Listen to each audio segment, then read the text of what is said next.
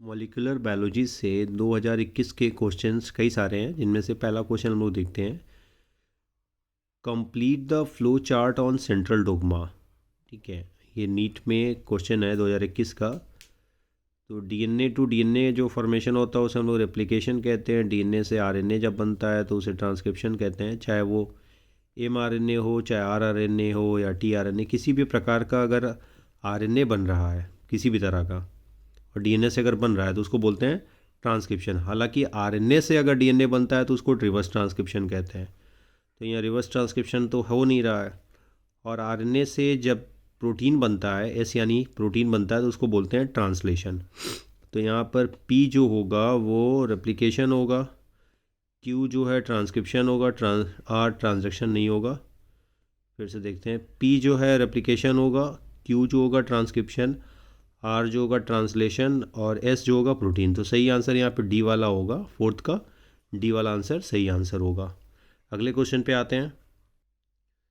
Question दिया हुआ है, if adenine makes 30% of the DNA molecule, what will be the percentage of thymine, guanine and the cytosine in it.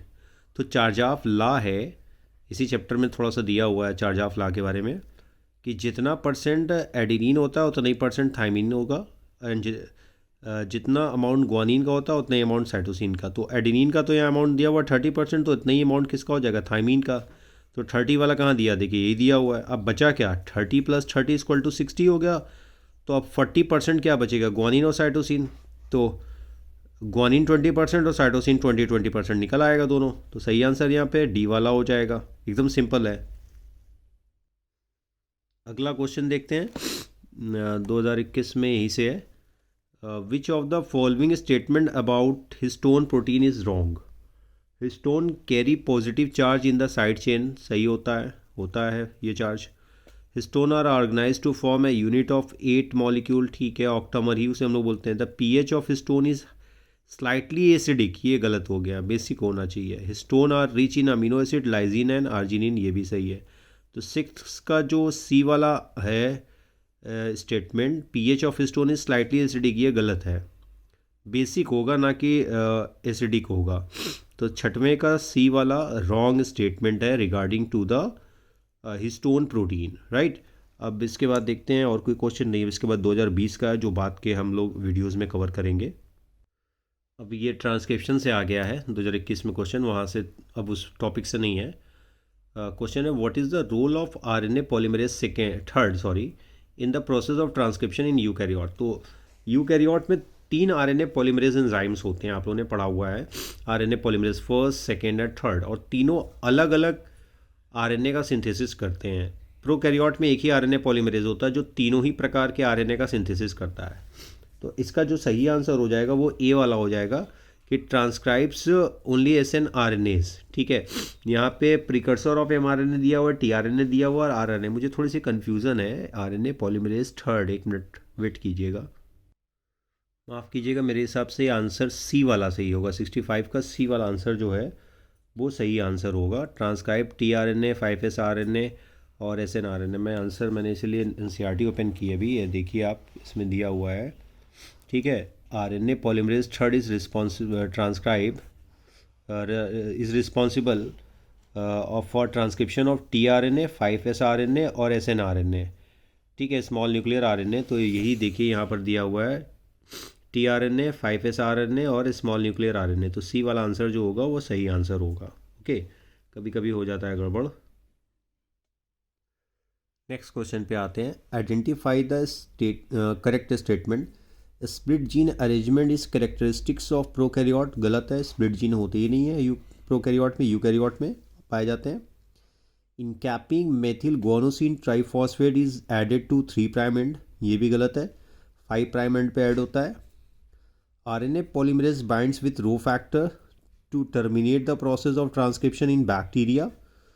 और आगे दिया होता है, coding strand in a transcription unit is copy to an mRNA। देखिए थोड़ा सा confusion है COD में। कोडिंग स्टैंड वो स्टैंड होता है जिसके सीक्वेंस हूबहू mRNA में प्रेजेंट होते हैं, लेकिन इस स्टैंड का कॉपी नहीं होता है, इसके अपोजिट स्टैंड का, जिसको हम लोग नॉन कोडिंग या टेम्पलेट स्टैंड कहते हैं। तो सही स्टेटमेंट बचा लेके सी वाला कि RNA polymerase binds with the rho factor to terminate the process of transcription in the bacteria. तो यहाँ पर 66 का जो सही आंसर होगा वो सी वाला आंसर सही हो जाएगा, राइट। अब नेक्स्ट क्वेश्चन पे आते हैं।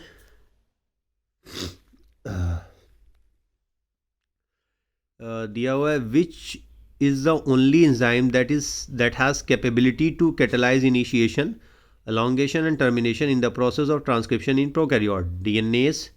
DNA dependent DNA polymerase, DNA dependent RNA polymerase and DNA ligase. ठीक है, प्रोकैरियोट्स की बात हो रही है तो एक ही एंजाइम है जिसका नाम आरएनए पॉलीमरेज है, ये DNA dependent RNA polymerase enzyme होता है। तो 67 का सी वाला आंसर सही आंसर है। नेक्स्ट क्वेश्चन पर आते हैं। ये क्वेश्चन जेनेटिक कोड से पूछा गया 2021 में।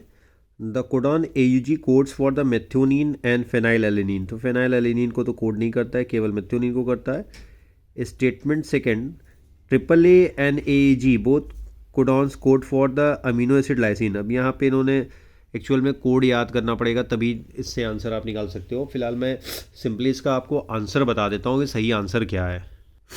ठीक है, तो पहला स्टेटमेंट तो गलती है, तो उस हिसाब से answer statement first is incorrect but statement second is true. तो ये दोनों जो हैं कोड करते हैं लाइसिन को।